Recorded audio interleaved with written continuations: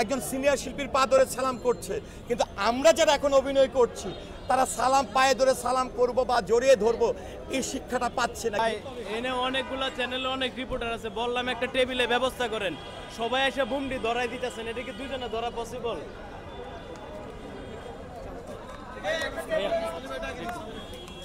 অনেকক্ষণ ধরে বলতেছি ভাই, ধরা লাগবে নাকি?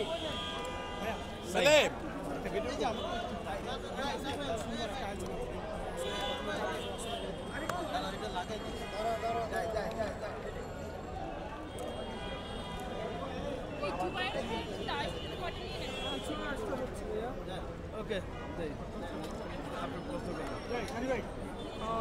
আজকে সবশিল্পীকে একসাথে নিয়ে একটা ইফতার আয়োজন করছেন, কেমন লাগছে? এবং অনেকদিন পর সবশিল্পীরা একসাথে ইফতার করছে, 2-3 বছর পর। আসলে আজকে আমরা যে ইফতারের আয়োজনটি করেছি এটির আগে সারা দেশের অনেক মানুষের অভিযোগের বিষয়টি বলতে চাই যে বরাবরই বলে থাকে শিল্পী সমিতি শুধু পিকনিক করে কিংবা ইফতার মাহফিল করে। আজকে নিশ্চয়ই আপনাদের মাধ্যমে গণমাধ্যম কর্মীদের সহযোগিতায় সারা দেশের মানুষ দেখবে যে আমাদের এখানে সেলিব্রিটি যদি থাকে 50 জন, সাধারণ ক্ষুদ্র ক্ষুদ্র শিল্পী আছে কিন্তু প্রায় 500 জন।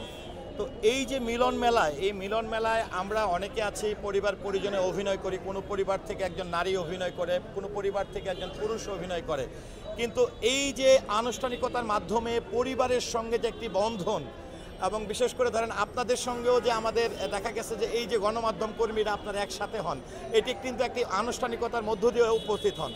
এরকমভাবে আমাদের যে আয়োজনগুলো হয়ে থাকে, এই আয়োজনগুলোর মূল উদ্দেশ্য হচ্ছে যে আপনারা জানেন যে এই 90 দশকের পরে এসে সারা বাংলাদেশের চলচ্চিত্র অনেকটা স্থবির হয়ে পড়েছে।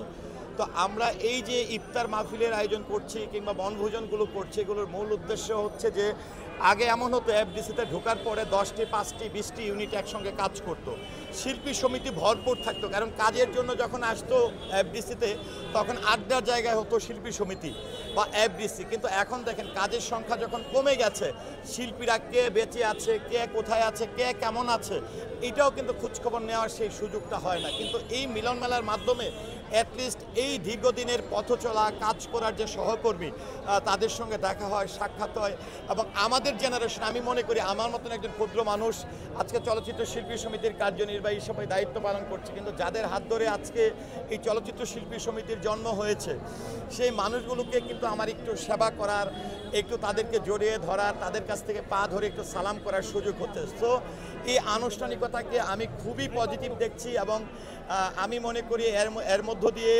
আমাদের শুধু শিল্পী সমাজ না, আপনাদের গণমাধ্যম কর্মী থেকে শুরু করে সারা দেশবাসীর সঙ্গে আমাদের একটা হৃদ্যতার সম্পর্ক, এবং কে কেমন আছে এই বিষয়টি কিন্তু তারা খবর পাচ্ছে। যারা অভিনেতা রয়েছে, যারা সম্মানীয়, তাদের সাথে যারা আসতে পারে না বা অসুস্থ, তাদের সাথে আপনারা আজকের এই মেলবন্ধনটা কিভাবে শেয়ার করবেন? আমাদের আসলে কয়েকটি বিষয় আমরা সবচেয়ে বেশি গুরুত্ব দিয়েছি। যে দেখেন, একটি গল্পকে সমৃদ্ধশালী করার জন্য কেবলমাত্র নায়ক নায়িকা, আমরা তো শুধু নায়ক নায়িকার উপরে বিশ্বাসী, কিন্তু একজন অভিনেতা অভিনেত্রীর যে কত গুরুত্ব।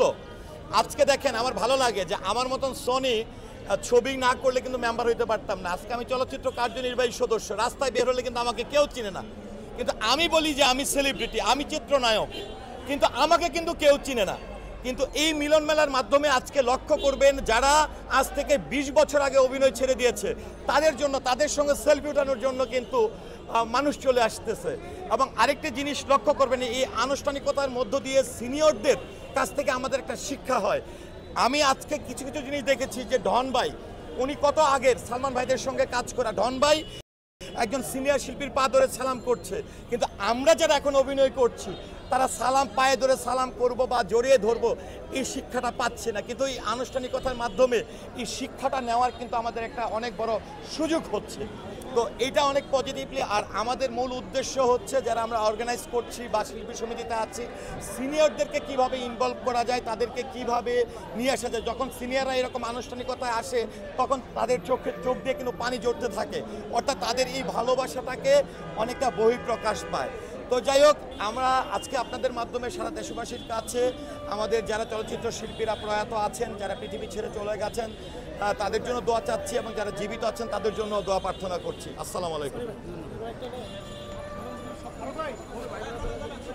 ভাই একটা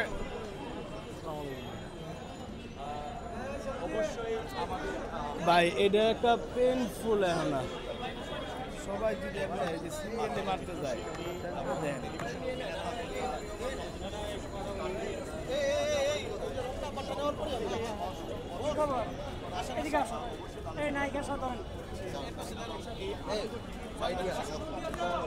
তাহলে দেখেন সবাই আনন্দ টিভির সঙ্গেই থাকবে। দেন আমরা ধরেন